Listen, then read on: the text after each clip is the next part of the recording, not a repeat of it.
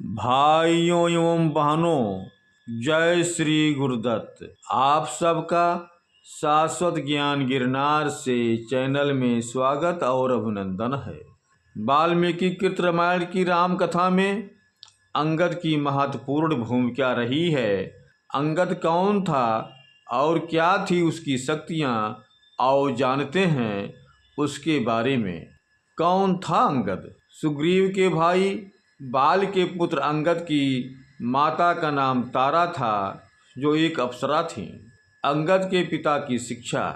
जब प्रभु श्री राम ने अंगद के पिता वानर राज बाली का वध कर दिया था, तो बाली ने मरते वक्त अपने पुत्र को पास बुलाकर उसे ज्ञान की 3 बातें बताई थी। बाली ने कहा, पहली बात ध्यान रखना, देश काल और परिस्थितियों को हमेशा समझकर कार्य करना। दूसरी बात यह है कि किसके साथ कब कहाँ और कैसा व्यवहार करें, इसका सही निर्णय लेना। अंत में बाली ने तीसरी सबसे महत्वपूर्ण बात कही कि पसंद नापसंद, सुख दुख को सहन करना और क्षमा भाव के साथ जीवन व्यतीत करना, यही जीवन का सार है। बाली ने अपने पुत्र अंगद से ये बातें ध्यान रखते हुए कहा कि अब से तुम सुग्रीव के साथ रहो और हमेशा प्रभु श्री राम की शरण में रहना। वे तरलोक के पति हैं। बाल के कहने पर ही अंगद ने सुग्रीव के साथ रहकर प्रभु श्री राम की सेवा की। अंगद ने प्रभु श्री राम के द्वारा सौंपे गए उत्तरदायित्व को बखूबी संभाला।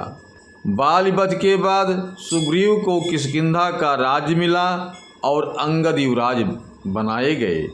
अंगद भी हनुमान जी की तरह पराक्रमी और बुद्धिमान था। हनुमान जी जामवंत की तरह ही अंगद भी प्राण विद्या में पारंगत था। इस प्राण विद्या के बल पर ही वह जो चाहे कर सकता था। राम की सेना में अंगद ने बहुत पराक्रम दिखाया था। सीता की खोज में वानरी सेना का नेतृत्व युवराज अंगद ने ही किया। संपाति से सीता के लंका में होने की बात जानकर अंगद समुद्र पार जाने के लिए तैयार हो गए थे, परंतु दल का नेता होने के कारण जामवंत ने इन्हें जाने नहीं दिया और हनुमान जी को लंका भेजा गया। राम और रावण युद्ध के पूर्व हनुमान जी के बाद भगवान श्री राम ने अंतिम वक्त अंगद को बुलाकर अपना दूत बनाकर लंका भेजा था, ताकि सुलह हो और युद्ध टाला जा सके। अंगद ने वहां पहुंचकर रावण को शिक्षा दी, जो अस करों तदपि न बढ़ाई, मुयहि बधे नहीं कछ मनुसाई। कौल काम बस कृपिन विमूढ़ा, अति दरिद्र अजसी अति बूढ़ा।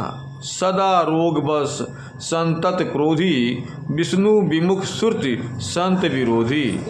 तनपोषक निंदक अघखानी, जीवत सब सम 14 प्राणी।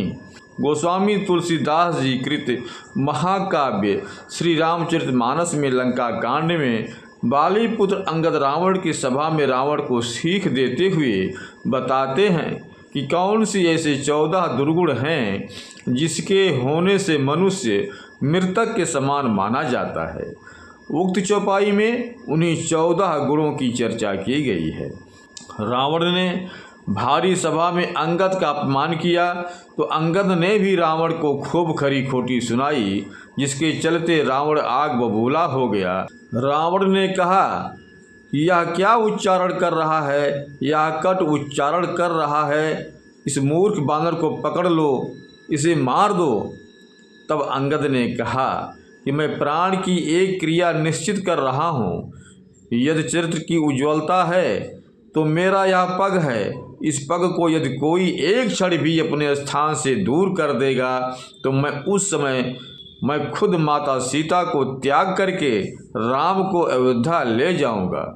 अंगद ने प्राण क्रिया की और उनका शरीर विशाल एवं बलिष्ठ बन गया।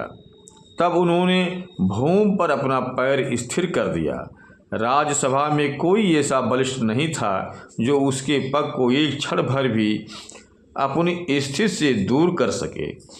अंगद का पग जब एक क्षण भर दूर नहीं हुआ तो रावण उस समय स्वतः चला, परंतु रावण के आते ही उन्होंने कहा, यह अधिराज है, अधिराजों से पग उठवाना सुंदर नहीं है। उन्होंने अपने पग को अपनी स्थली में नियुक्त कर दिया और कहा कि हे रावण, तुम्हें मेरे चरणों को स्पर्श करना निरर्थक है। यदि तुम राम के चरणों को स्पर्श करो तो तुम्हारा कल्याण हो सकता है। रावण मौन होकर अपने स्थल पर विराजमान हो गया। अंत में क्या हुआ? लंका विजय के बाद श्री राम का अयोध्या में राज्याभिषेक हुआ। इसके बाद सभी कपि नायकों को जब विदा करके भगवान श्री राम अंगद के पास आए, तब अंगद भगवान से बोले, नाथ, मेरे पिता ने मरते समय मुझे आपके चरणों में डाला था। अब आप मेरा त्याग ना करें, मुझे अपने चरणों में ही पड़ा रहने दें। यह कहकर अंगद भगवान राम के चरणों में गिर पड़े। भगवान राम ने उन्हें हृदय से लगाकर अपने निजी वस्त्र तथा आभूषण अंगद को पहनाए और उन्हें समझा बुझा कर किष्किंधा के लिए रवाना किया। भाइयों बहनों, अब हम अपने शब्दों को यहीं पर विराम दूंगा। पुनः मिलेंगे अगले वीडियो में। जय श्री गुरुदत्त, जय श्री गुरुदत्त।